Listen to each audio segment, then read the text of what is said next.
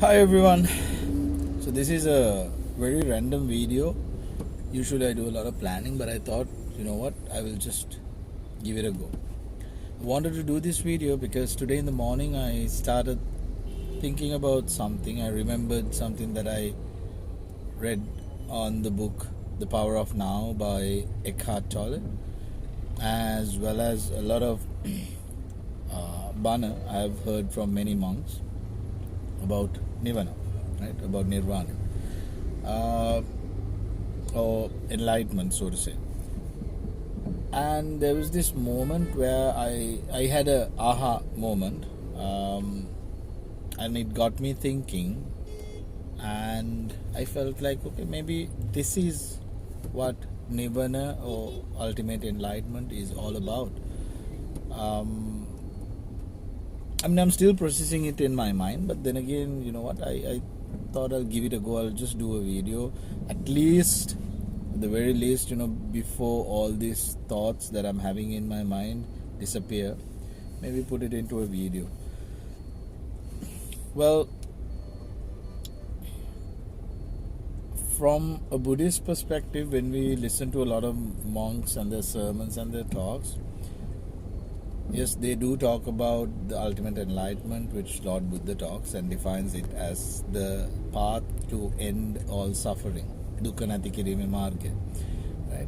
So you learn about the Chaturarya Satya, or in English, the four ultimate truths, which is dukkha, dukkha ativimata hetu, dukkha nati kirime marge. So suffering, the cause for suffering, getting rid of suffering, and the path to take to remove suffering from your life, right? So you talk about suffering, you talk about different types of suffering. Some of the things that resonates in my mind right now is priyangen venvima saha priyan samgekatvima, right? Departing from the things that you love or the people that you love, and having to get together or to be close to things that you don't like, and things that people that you don't like. In addition to that, you have the getting sick, dying, and all. I think there are about 6 different types of suffering that talks about, right? I'm not an expert, so I'm also trying to remember what I've heard. Then you talk about dukkha hetu, or the reason for suffering, and it says it's tanhava.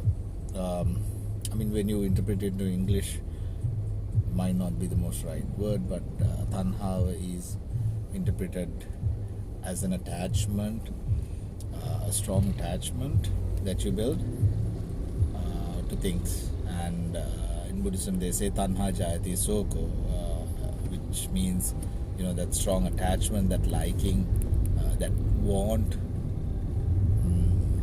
causes suffering, right?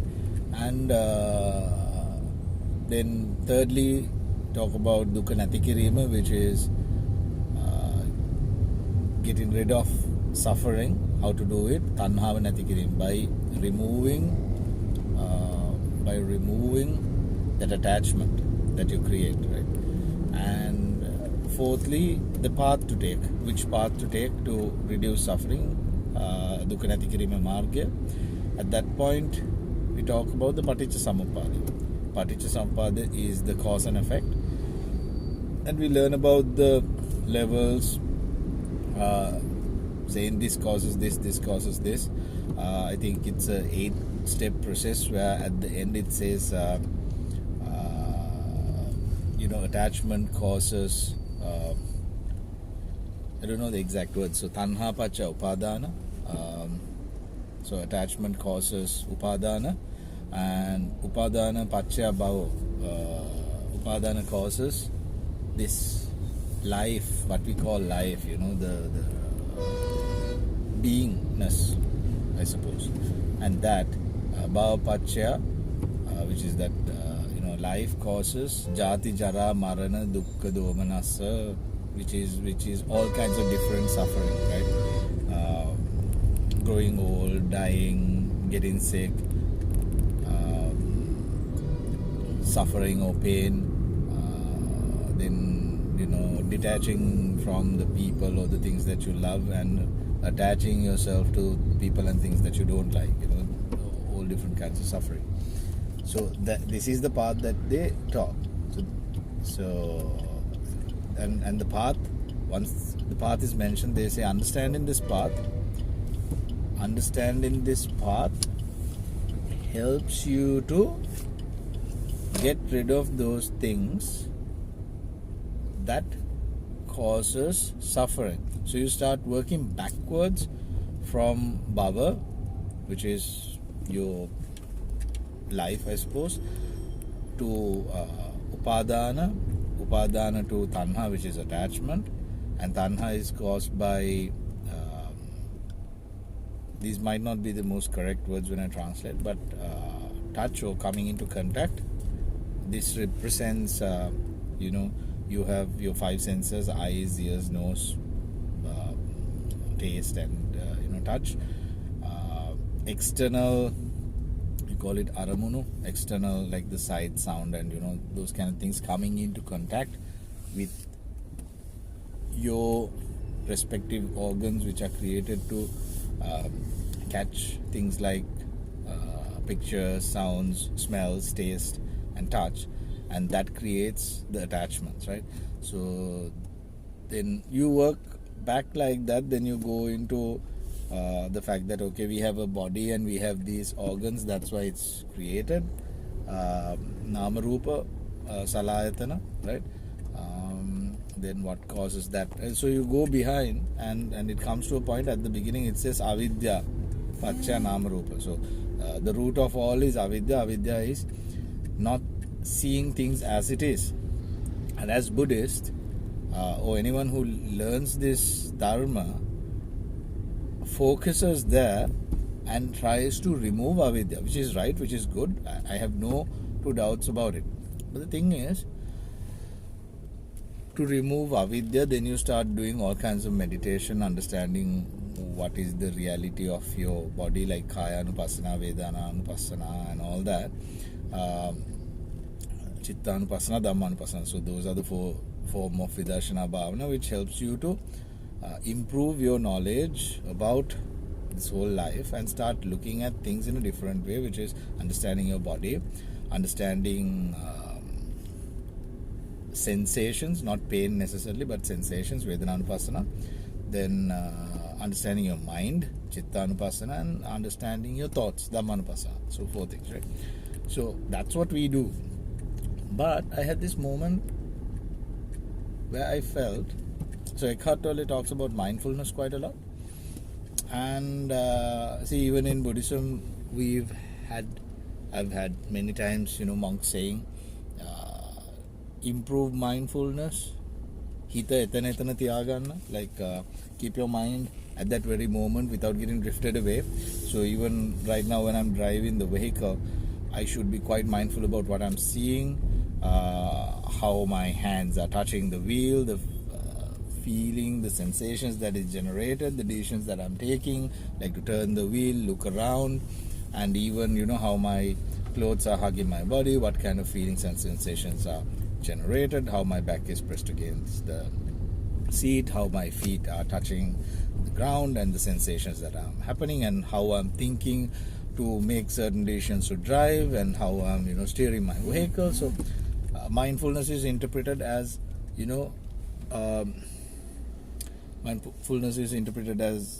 keeping your mind in state where you are aware about all these things, so you don't actually get drifted away and do things. You are very conscious.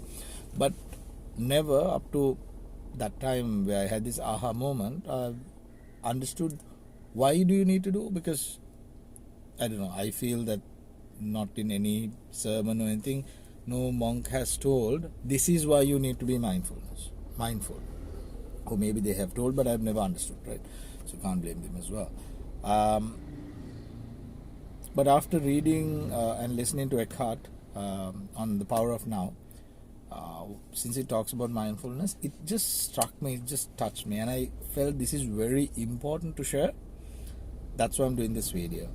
So what I learned is, when you are mindful like that, right, when you are consciously aware about everything that is happening, that means you have to put your mind to work, right? It does not automatically happen because you're constantly understanding your physical sensations, right? Your body and your physical sensations, your thoughts and your mind. So you're aware about all four things that I mentioned earlier. When you're saying like that, even when a thought comes, you're aware about that thought. It takes a lot of focus to do that. That automatically results in these random thoughts not coming into your mind. Why? Because you're busy doing that, right? Now, if you think about yourself for the past hour, what were you doing and what kind of thoughts you were thinking, you would realize at certain points you would have got drifted away with happy thoughts, remembering people, feeling love, joy. At the same time, more often than the good thoughts, bad thoughts, remembering certain people, feeling angry, sometimes even feeling angry and frustrated about things that has never happened, which you have created a story. Now, best thing happened to me today in the morning while I was driving back home after taking my kid to the doctor. I saw this cop standing on the road doing absolutely nothing, right? And that location that he was standing is a place where I end up having a lot of traffic, having trouble to turn into the main road, and I know these cops can be really lousy.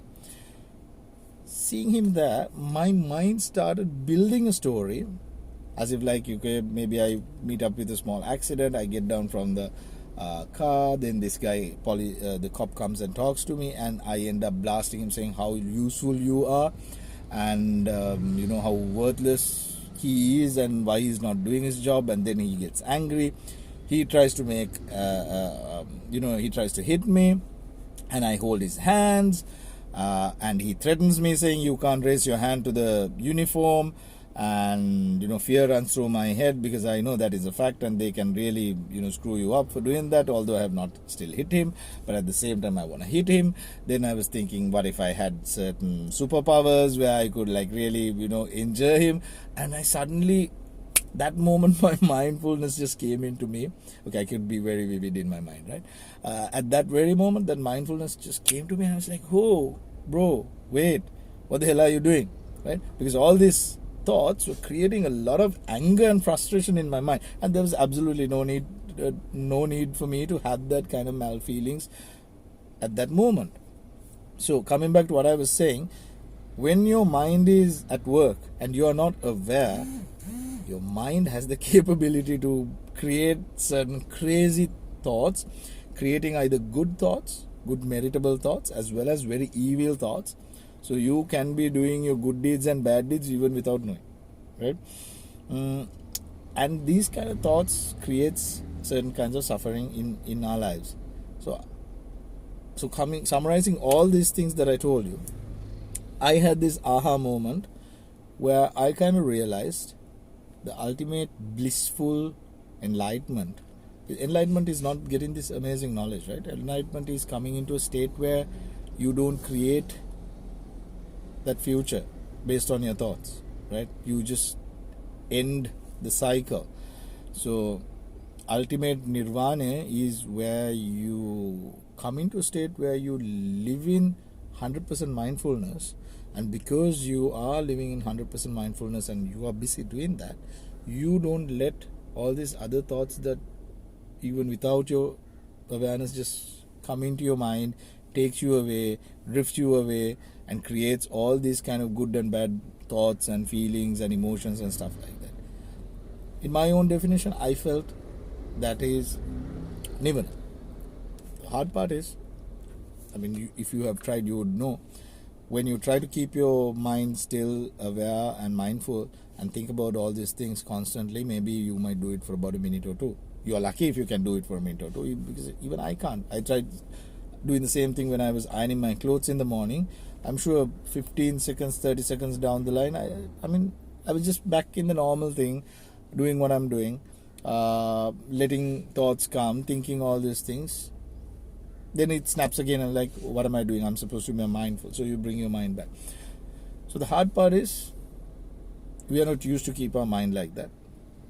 And someone who has become enlightened or rahat could be a person who has develop the skill to permanently bring your mind to that mindfulness level, not having to be subdued to your thoughts and to your emotions, where it automatically takes you back. So you found the switch and you switch it off or on, or whatever that you want to tell, where your mind is in that place permanently, and that it could be enlightenment. So you're not at this suffering where your mind just drifts away. So if that is what it is, coming back, if there is the problem, mindfulness, and to find that bliss, you need to improve on your mindfulness. And to improve your mindfulness, I was thinking, how can you bring your mind to that state? The only way you can do it is by practice, because our mind is like this fish that has come out of the water. It's always, jumping everywhere. Or it's like a monkey that is jumping from branch to branch and, scratching and screaming and running all around. So practice obviously makes habits in our mind, in ourselves. So maybe we could use this to create mindfulness as well. So things like meditation, mindfulness activities could be the key to stop all these thoughts coming in other words, to find your nirvana. I will obviously research into it and try to think more to figure out how you can really find how to do that. But for right now, this is what I wanted to share with you. I hope what I shared with you makes sense and hopefully strikes a chord, and you'll start thinking as well, piggybacking on this idea. Maybe refine this, polish this. Please place a comment or say what you think. Thank you for listening, and have a blessed day. Thank you.